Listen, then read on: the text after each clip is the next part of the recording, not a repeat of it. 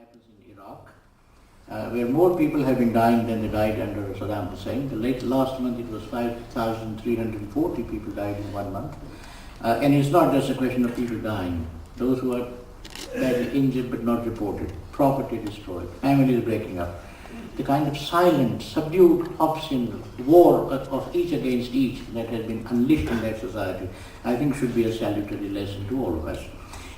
So when you try to impose democracy, you provoke hostility to democracy because it comes to be identified with aggression and outside forces. You also don't take local circumstances into account, and therefore that model doesn't work. And in any case, unless people feel committed to a form of government, especially one as important as democracy, it is not going to last. And I think there is another reason why any attempt to use force to do this kind of thing is not only morally unacceptable, but invariably disastrous politically. For one simple reason. You see, when you talk about democracy, it is not just a question of starting elections. That's easy. You can say people, you will elect government and we'll make sure they are fair and free. Full stop. The question is, that's only the start. When the next election comes around in 3 years' time, and when the ruling party is defeated, is it prepared to vacate? This is where the trouble comes.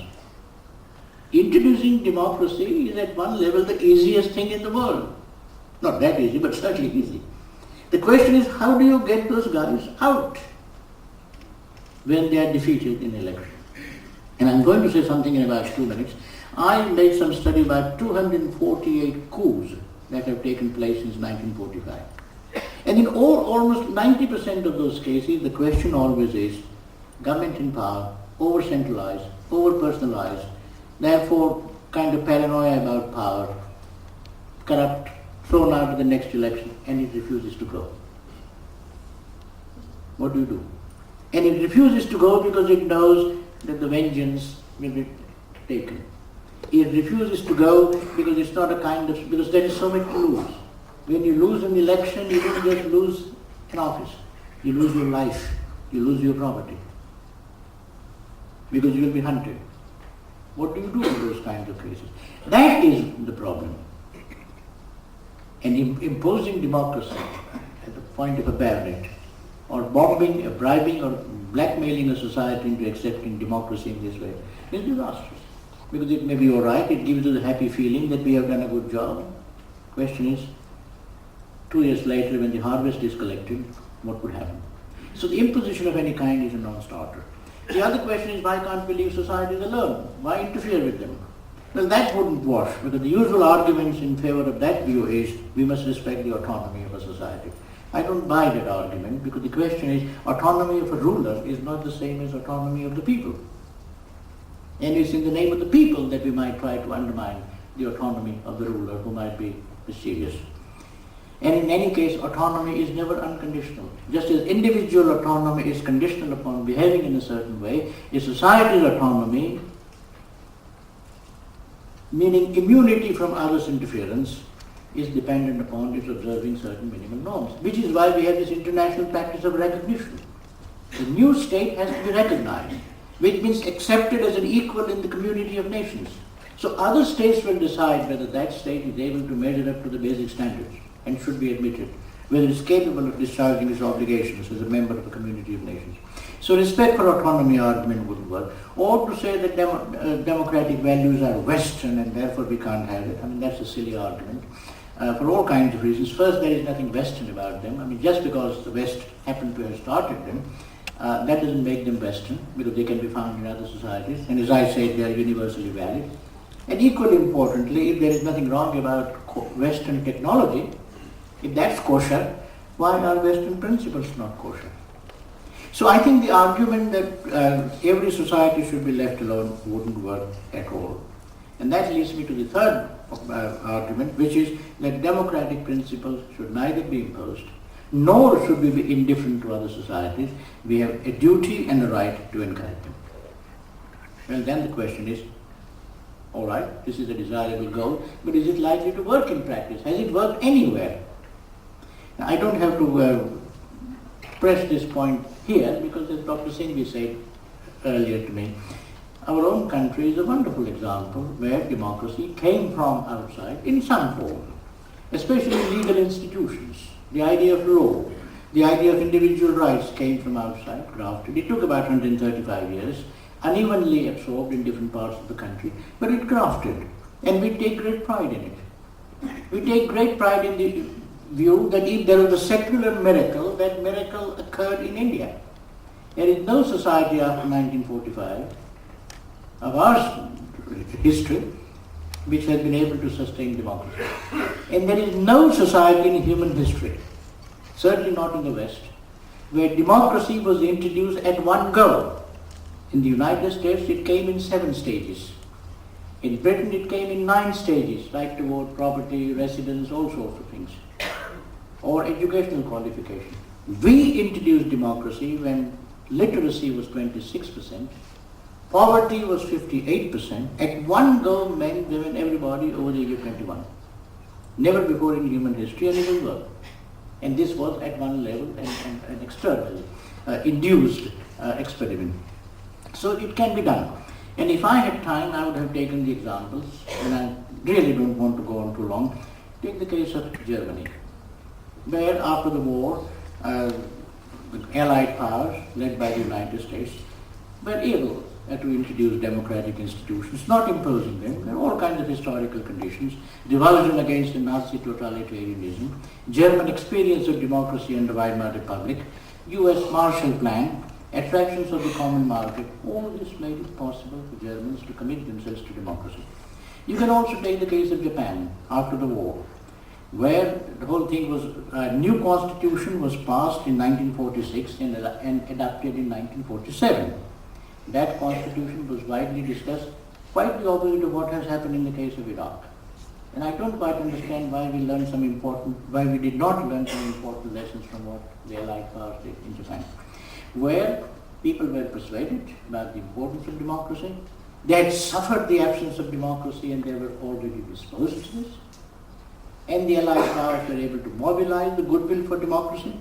The emperor, breaking with thousands of years of Japanese history, was persuaded to become a constitutional monarch. He readily agreed and went round the country like an ordinary human being, saying, I am not sun god. Not only that, but the Japanese people, at the Prime Minister's request, sent an impressive delegation of 70 political leaders, trade unionists, intellectuals, academics, to the United States and Europe to do, as the Prime Minister said, find out the spirit and the spiritual basis of democracy. So just as previous delegations had gone to Europe and the United States to learn technology, go now and learn about democracy and democratic institutions. And they came back and there was a wonderful discussion and things began to happen. And right in front of us, this has been happening in the case of the European Union. 10 new accession states. And if you take the case of Poland or Hungary is a small difficulty now, but it's not too deep, or the Baltic republics, democracy has grafted. 2 or 3 elections in many cases the country has survived. And this is largely because what happens in each case is when a country wants to join the European Union, there is a detailed negotiation as to what are the minimum demands that the European Union makes. And the officials of the European Union will sit down with the officials and experts of the applying country, work out a detailed program of what changes are needed in law, in judiciary, in labor legislation and all that, and a comprehensive program with clear benchmarks is worked out, and that country is expected to meet those criteria for most of them, almost like taking an exam, and after about 10 or 12 years, the country becomes ready to enter the European Union, and when it does, its rewards are plenty. Massive aid, single market, monetary stability, and immense international respectability, and the opportunity to influence the European Union's policy. So great rewards. In return, you have to make this adjustment. And it's very striking that in all these cases, there is no opposition within that country about whether to become democratic or not. No conflict between political parties, because they all know the people are persuaded that the idea is good. All political parties, left or right, are committed to the project, and therefore this begins to happen. And I suggest that if we are really serious about promoting democracy, spreading democracy, we should be thinking in terms of moral, political, economic, cultural and other incentives, helping societies to create conditions in which democracy can flourish. And I want to end by three major points here, because we have talked about civil society. I think it's absolutely right that you can't have a flourishing democracy without a flourishing civil society. But one needs to be slightly careful. Increasingly in Eastern Europe and parts of Asia and Africa, civil society sometimes becomes a substitute for democracy and ends up undermining democracy. It becomes a safety net for discontent. So when people are unhappy, there are voluntary groups, NGOs, that take care of that. So the discontent is not politically mobilized into changing the decadent representative institutions. It's also often the case where civil society groups will provide certain services on behalf of the government.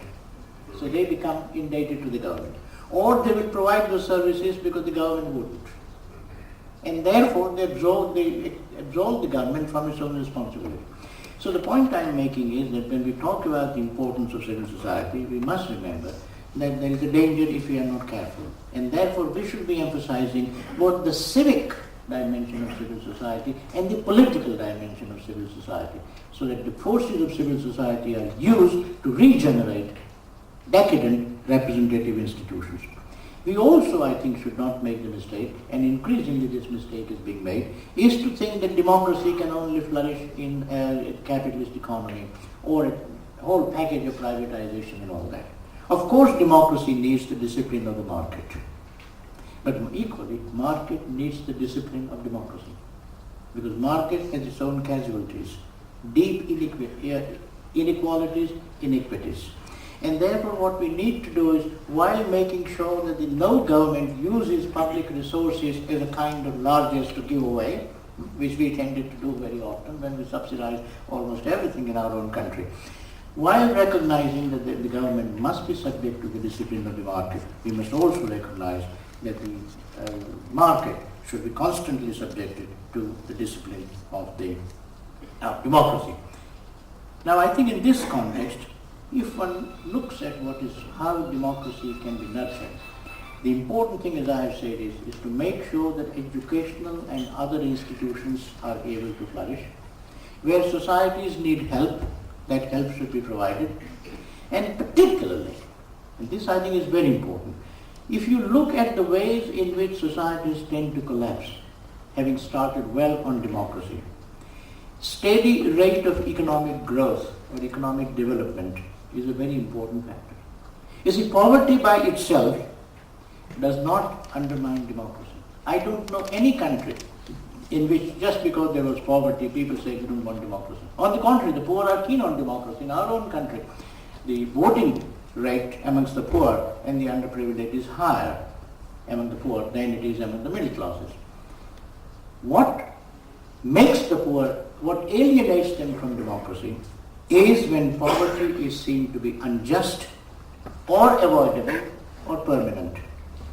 And that happens when the government follows policies which are disastrous, which have no hope of success, and which simply end up creating great inequality. And I think in this context it is worth bearing in mind that since economic development is quite important, the West, the rich countries of the West, if they are really serious about promoting democracy, they must commit themselves to global justice. Fair terms of trade, so that repressive societies making transition to democracy are able to export and import and engage in trade on equal terms. And it is also important that not only the regime of trade, but also well-directed attempts to reduce inequalities between the North and South. Dr. Singh talked about East and West Kipling. I hope another Kipling of today will write about North and South, and whether North and South will ever meet. And if they do meet, where do they meet? At IIC auditorium or somewhere else? But the point is that this is where I think the issue comes in. That the danger of democratization becoming a new imperialist or whatever kind of project is real. But the answer to this is to see the creation of democracy all over the world is a common human project. Not something that one enlightened country like the Christian missionaries, passing it on to the rest of the world, seeing this as a common project. Because democracy has to be created in even the most mature Western societies.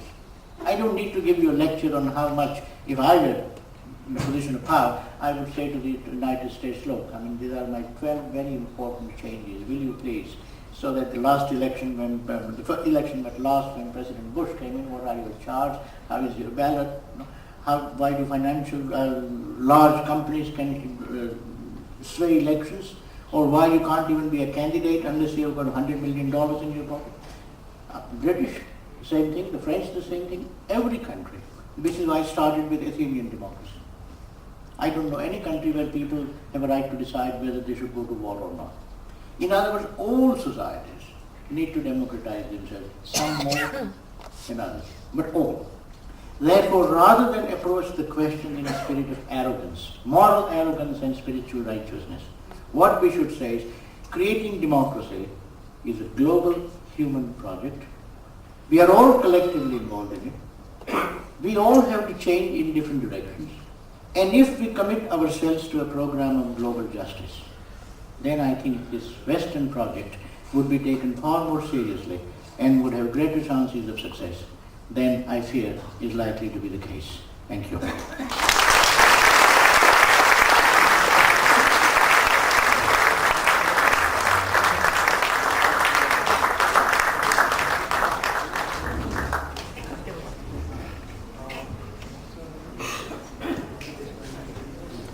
Kindly agreed to give up some time for observations and questions. So the floor is now open. I thought I'd request Pawan to. Thank you, Ambassador Rajan, to take the podium after Lord Parekh has spoken. Even to ask a question is to commit the greatest folly. Let me say, sir, it was truly, as always, a mesmerizing lecture for its clarity and intellectual strength. The sheer intensity and clear-sightedness with which you developed the argument made for compelling hearing. But my question that I want to ask you is, if the imposition of democracy is not the best answer, and if we have more and more examples of powerful nations who believe that they can indeed impose democracy, what can we do?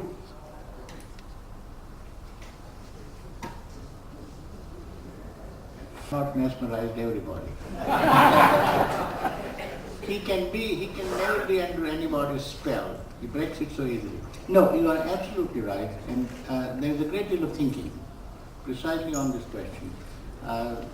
Lovely conference organized in Casablanca by the New York Campaign for Democracy project. A large number of very distinguished American academics, intellectuals, legislators were there. And precisely the question was, if a country tries to impose democracy in one form or another on other countries, what should we be doing? Now at one level we can do very little. If a powerful country is determined to do something, but I think there are three answers to that. One is other countries. No country can go on its own, including the United States. And my own feeling is, rightly or wrongly, is a counterfactual. But if Britain, under Tony Blair, had taken a different stand to what the country did, perhaps the war in Iraq might not have taken place. I don't think the Americans would have gone on their own. And if they had, they would have learned a very painful lesson, and neocons, and perhaps the President Bush might not have been elected the second time round. Because America is a great country. It can be taken over, as any country can be, by a bunch of ideologues. But there are progressive people. The opposition to the war in Iraq in the United States is much deeper, in fact, than in many parts of Europe. So there are progressive people who say, look, this is not how our country was born. Declaration of Independence, as somebody quoted the other day, decent respect for the opinion of mankind. This is the kind of thing that drives the Americans. They want the world to share what they are doing. And therefore, I think if other countries in the world are saying, look, we should do this. Today it's the United States which did it. Tomorrow the French might be tempted. I think they might be the next one. Or even the British might be tempted. So other countries and their progressive forces being ready to make sure that this doesn't happen. And I was struck by one thing. I don't know how practicable it is, but a couple of my friends were involved. In Britain, the question is, this is the argument, whether I agree or not is a different question, that we were almost hijacked as a country into supporting the war on Iraq, the American-led war on Iraq. And many people say, supposing this were to happen again, what should the British people do? 1.3 million of us marched against the war on Iraq, but it has very limited impact. Not only did we go, but we did nothing to moderate it afterwards. And I was party to a debate, and several people were saying, look, ultimately there may be no answer other than the Gandhian type of civil disobedience. We simply say, sorry, if we are not prepared to listen, we will not pay taxes, we will not obey, we will not strike. After all, civil disobedience is a great role in a country. During the Vietnam War in the United States, civil disobedience. And a friend of mine, Professor Douglas Allen, who is a professor of philosophy at Maryland, a great Gandhian, he sent an email to me a couple of days ago saying he and 6 other academics have decided to mount civil disobedience outside the office of their representative in the House of Representatives. That the point has reached where this is the citizens, concerned citizens of a great country like the United States must take a stand. So I think my answer to is progressive forces all over the world and within the country, people recognizing, not giving power the benefit of the doubt that we have been accustomed to giving, but prepared to take a moral stand and say, sorry, don't take us for granted. Common way of thinking like this, I don't know what is the evidence for this. I mean, certainly we haven't developed economically as well as we could have, but is it because of democracy? Or is it because of the absence of democracy? I mean, that goes to show that the state thinks, so the government thinks it knows the best, and therefore did not create conditions in which people's energies could be released. So I wouldn't say that there is any causal connection between democracy and economic development. Compared to China, sir. Sorry? Compared to China. Oh, compared to China, but then there are other, let's not get into this. We need another lecture. No. Yeah, absolutely. You compare to China. What do you find? What do you find?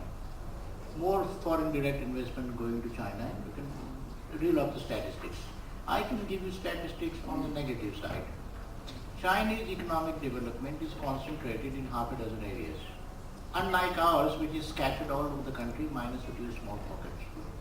And therefore the seeds of economic development in India are much deeper and much wider than they are in the case of China. Secondly, while we have done this, we have also been able to handle the most complicated question of evolving a multi-religious, multi-ethnic democracy. Don't underestimate that. And China sooner or later is going to have to face the problem because economic inequalities are very deep. And they are not just between regions, they are also between religions and between ethnic groups. And when these inequalities begin to take a political form, I would love to see how China handles it.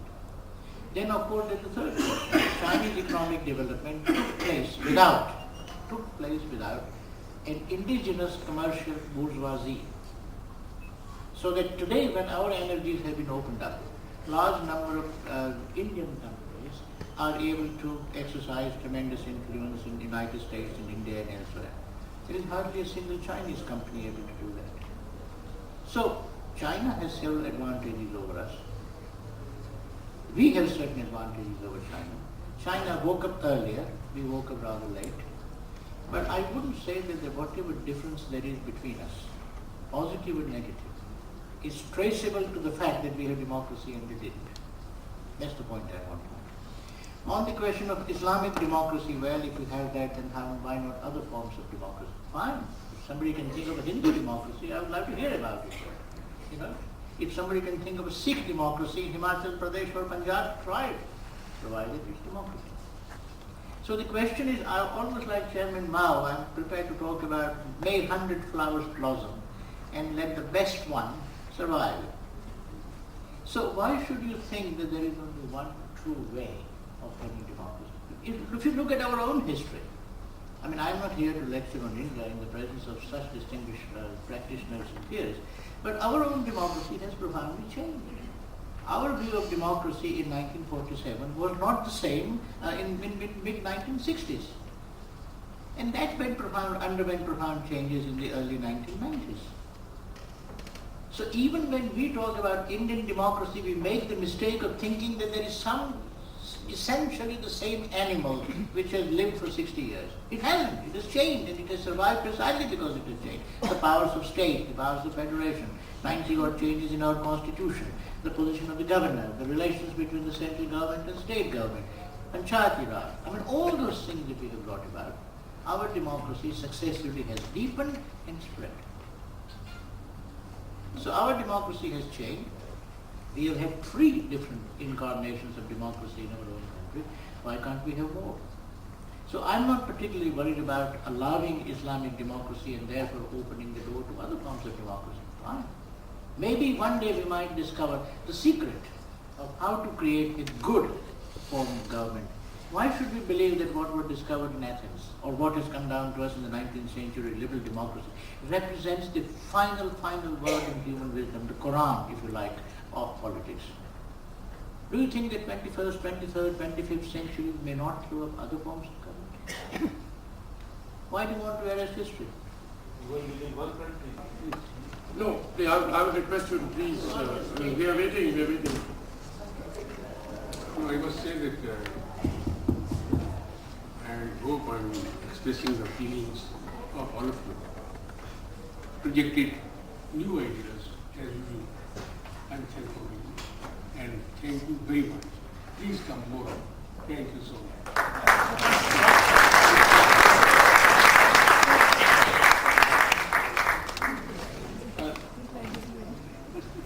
So would you like to, shall we? No, okay. Well, thank you very much. On behalf of all of you, I'd like to thank Professor Lord Bhiku Parekh, Mr. Gujral, Dr. Singhvi, but particularly Lord Bhiku Parekh for an absolutely brilliant and very thought-provoking lecture. And I'm sure that there will be many more opportunities for us to continue our interactions on the many points and issues that he has raised. Thank you very much. Good night.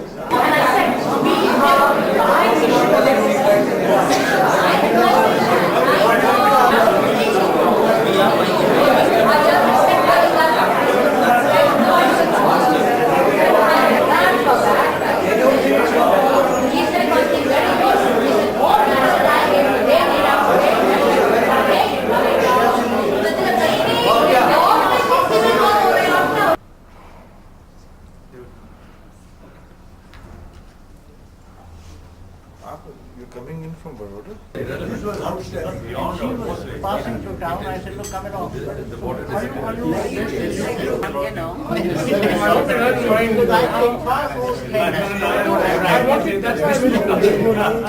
read all your stuff and it's much better. There must be some reason for this. Even as historic. Because of India's relations with the non-aligned, that's how it is. The socialists. You're enjoying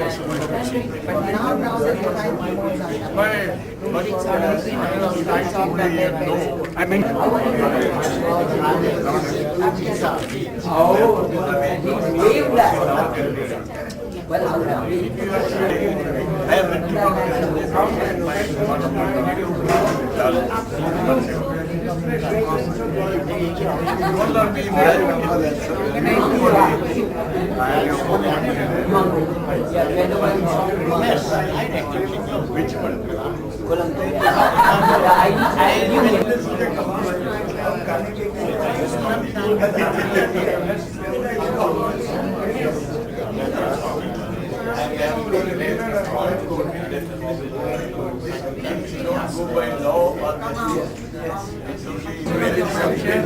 Not working well. Sound समझ गया आपने वो 60 रुपए का minimum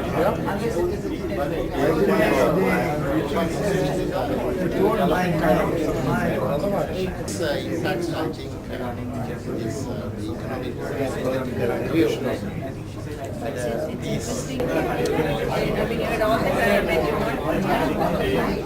want.